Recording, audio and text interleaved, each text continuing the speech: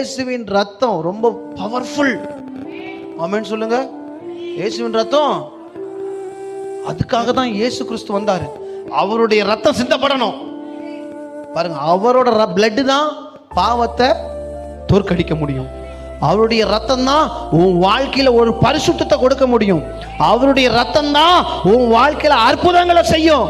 அவருடைய ரத்தம் தான் சாத்தானுடைய கிரியைகளை அழிக்க வல்லமை உள்ளது. புரிஞ்சுதுங்களா? அவரோட அதிகாரத்தை தோற்கடிச்சது.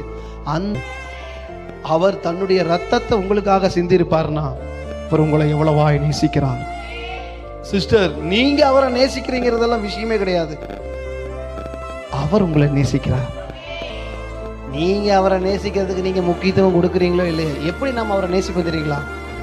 யாரா நம்மளை இவ்வளவு உயிரை கொடுத்து நேசிக்கிறது அப்படி நீங்க பார்த்தீங்கன்னா அது ஆண்டவராக இயேசு கிறிஸ்து மாத்திரம் தான் இருப்பார். உங்களுக்காக தன் ஜீவனையும் அவர் கொடுத்திருக்கிறார். யாராவது உங்களுக்காக ஜீவனை கொடுத்துருக்காங்களா? வாயில தான் சொல்லுவாங்க, ஜீவனை கொடுக்க மாட்டாங்க, 5 பைசா கூட கொடுக்க மாட்டாங்க. ஆனா கர்த்தர் உங்களுக்காக ஜீவனை கொடுத்திருக்கிறார். ஆமென் சொல்லுங்க. அவர் கொடுப்பார் இல்ல, கொடுத்துட்டாரு. அவர் தன்னுடைய ஒரே பேரான குமாரனையே கொடுத்தாரு உங்களுக்காக.